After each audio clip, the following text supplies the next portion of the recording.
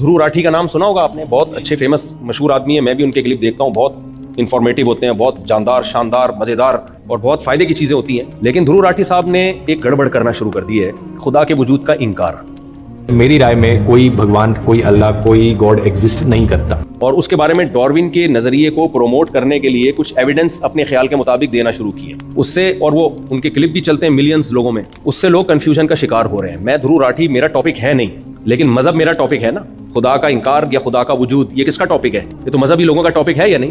تو جہاں مذہب کی بات آئے گی تو مجھے کودنا پڑے گا کہ نہیں کودنا پڑے گا بیچ میں. اس کلپ کو ملینز لوگوں نے دیکھا ہے اور بڑے آرام سے اپنا موقف یہ پیش کر دیا انہوں نے اعتدال کے ساتھ کہ میں خدا کا قائل نہیں ہوں, اگرچہ کوئی گاڈ کا قائل ہے, کوئی مانتا ہے کوئی گاڈ ہے, تو مجھے اس پر بھی کوئی اعتراض نہیں ہے. اور پھر ڈاروین کے کچھ ثبوت پیش کیے ہیں, سائنسدانوں نے فلاں سن میں یہ تجربہ کیا تھا, ایکسپیریمنٹ کیا, تو ایک دم حیران ہو گئے کہ یہ چیز سامنے, اس سے پتہ چلتا ہے کہ سیل خود بخود بھی پانی میں وجود میں آ سکتا ہے. یاد رکھو, یہ جو ایتھیس لوگ ہیں یا ایتھیس کے نظریات سے متاثر ہونے والے لوگ ہیں, جب یہ ڈاروین کی بات پہ آتے ہیں, میں قسم اٹھا کے کہہ سکتا ہوں کہ یہاں یہ ڈنڈی بہت مارتے ہیں. یا تو ان کو پوری تحقیق نہیں ہوتی, یا تحقیق میں جان کر غلطی کر رہے ہوتے ہیں, کیونکہ انہوں نے یہ فرض کر لیا ہے کہ خدا کو اپنی ڈکشنری سے ہر قیمت پہ نکال کے ہی چھوڑنا ہے.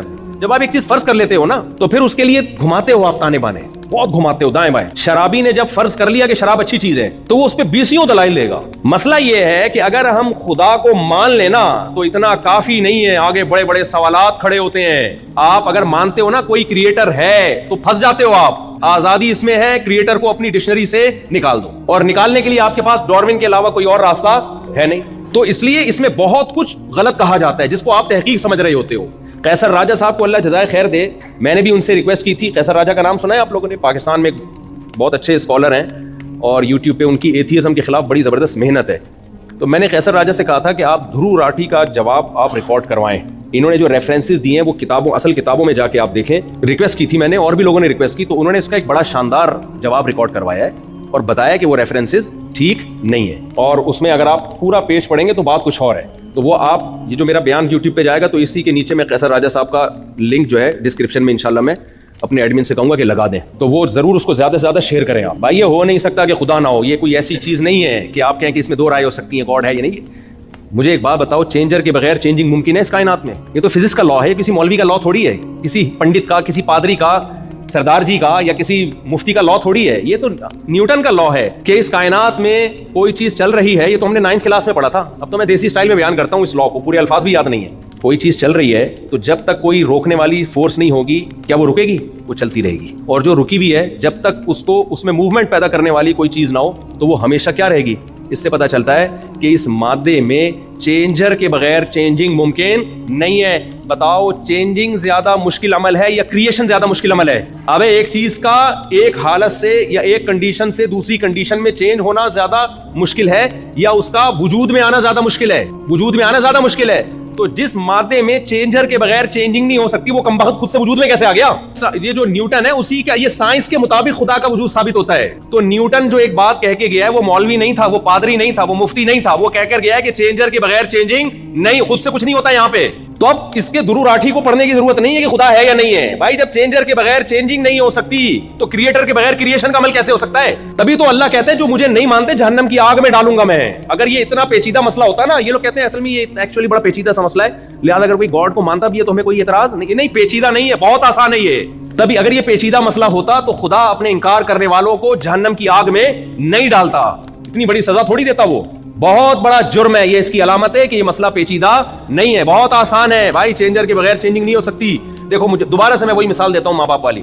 آپ نے اللہ نہ کرے اپنے ابا کو کہیں تھپڑ لگا دیا, اللہ نہ کرے, ابا نے غصے میں قرآن کی آیت پڑھی, بیٹا تو صبح شام تقریریں کرتا ہے, دنیا کو ماں باپ کا ادب سکھاتا ہے, قرآن تو کہہ رہا ہے اف نہ کرو. آپ کو ابا دیکھیں قرآن نے اف سے منع کیا ہے, تو میری ریسرچ ہے, دھرو راٹھی کی ریسرچ ہے, اور میں نے بڑے بڑے سائنسدانوں کی بلکہ مفسرین کی کتابیں پڑھی ہیں میں نے, اور میں نے ایکچولی بہت ڈیپتھ میں جا کے میں نے غور و فکر کیا کہ اس آیت کا یہ مطلب نہیں ہے. لیکن اگر کوئی اس کا یہ مطلب لیتا ہے کہ تھپڑ مارنا حرام ہے, تو مجھے اس پہ بھی کوئی اعتراض نہیں ہے. اس آیت کے دونوں مطلب لیے جا سکتے ہیں. ہو سکتا ہے میں آپ کی تقریر سے متاثر ہو جاؤں, ابا متاثر نہیں ہوگا, پڑوسی متاثر ہوں گے. اتنے حوالے پیش کر دیے اس نے, اور وہ فلاں کا بیان بھی دکھا دیا, فلاں کی ریسرچ بھی دکھا دی. اس سے یہ ثابت ہوتا ہے کہ یہ مسئلہ اختلافی ہے.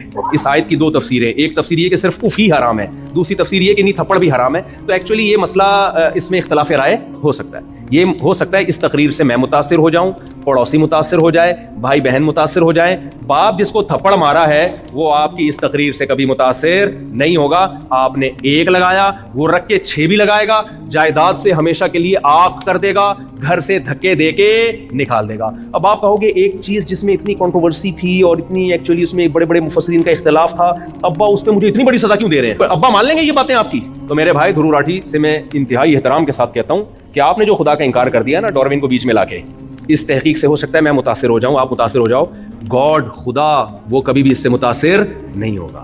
وہ کہے گا بھائی چینجر کے بغیر چینجنگ نہیں ہو سکتی, تو یہ بن کیسے گئی؟ یہاں ایک پرانا گھسا پٹا سوال کیا جاتا ہے کہ پھر خدا کیسے ہے, خدا خود سے کیسے ہے ہمیشہ سے؟ بھائی جان, نیوٹن نے خدا کے بارے میں کوئی لا پیش نہیں کیا, صحیح ہے نا, اس نے اس کائنات کے بارے میں قانون پیش کیا ہے.